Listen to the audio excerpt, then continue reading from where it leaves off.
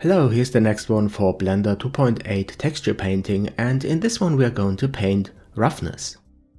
Again, I start with this simple object. To that we painted height in the previous part. But as you can see, the roughness information is not painted in, it comes from the shaders. We mixed these two principal shaders using a mixed shader. The first one is here for the texture, it is completely rough. This means we set the roughness to 1. I can also reduce this and then it looks kind of wet or glossy. And the same thing I can do for the other shader and change the roughness for the background.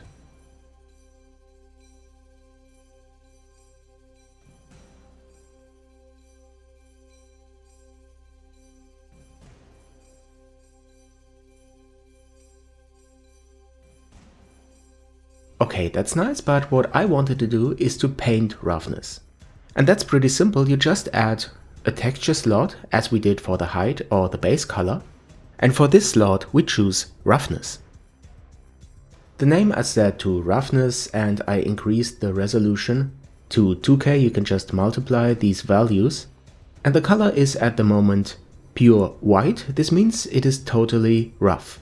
Because the roughness is just a value between 1 and 0. 1 is white, totally rough, and 0 is black, which means no roughness, it looks glossy and wet.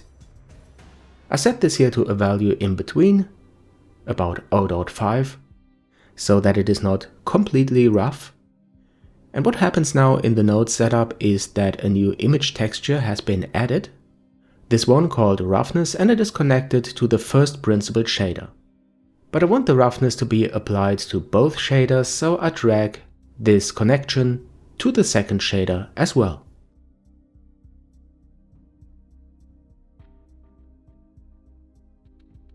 Okay, now we have one texture to set the roughness for the whole object. And this means when we paint now with a value between 1 and 0, black or white, onto the object in texture paint mode, then we just paint the roughness using a brush. Very simple. Okay, so let's do this. The blend for the brush is set to mix and texture paint is selected here in the 3D viewport. And now set the color, the value, to black. And when I paint now, I paint kind of glossy wet parts onto the mesh. This means I'm removing the roughness. Or I select a white color for the brush and then I paint completely rough parts onto the mesh. Okay, it looks interesting but not too natural. So I revert this because I want to use a texture for painting, a so-called grunge map. And where can you get this grunge map from? Of course, textures.com, and I do a search for grunge. Then select grunge map. And here you have it, a lot of nice, interesting grunge maps. Yeah, I got it. And I select this one. And for this tutorial I want to use a free version that I can download for 1 credit point with a free account. And I store this to my local folder. Okay, back in my project I select the brush. And then create a new texture and call this, for example, TX grunge. And the mapping I set to stencil, so that we can use this grunge map as a stencil. You will see this in a moment. After that I select the texture panel and then open the grunge map. That's it, and here you can see the stencil in the viewport.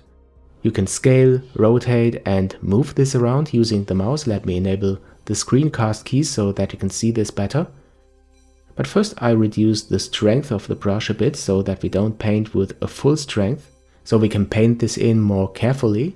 And now press the right mouse button and move the mouse to move this stencil around, and when I hold the shift key down and the right mouse button I can scale it.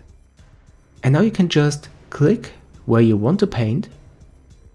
And then this color information for the roughness is painted onto the mesh and it comes from the grunge map. And this looks way more natural than just using a simple brush. Great, now I paint this kind of randomly to some areas of the mesh.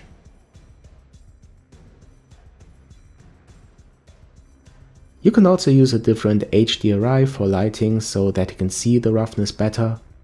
Just play around with these settings.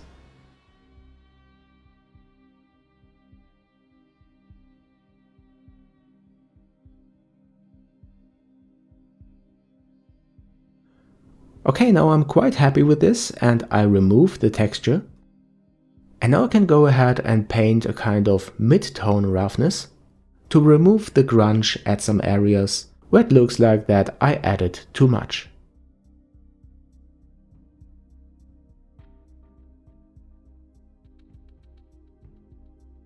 Alright, that's a nice result, but to control it even more, you can add a color ramp to the node setup to control the overall roughness information of the image. I plug it between the roughness and the shader. And of course we have to do this for the other shader as well, so I connect this here. And now you can play around with the sliders for black and white of the color ramp to adjust the roughness information that we already painted to the roughness image.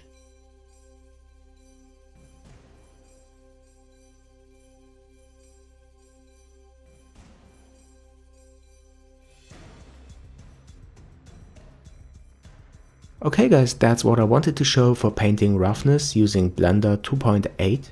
I hope you find it useful and interesting, and if you do, then don't forget to subscribe to my channel, to Jayanam. Follow me on my Instagram, Facebook or Twitter, and if you'd like to support me, consider being my patron. Thanks a lot, and I see you soon here on Jayanam.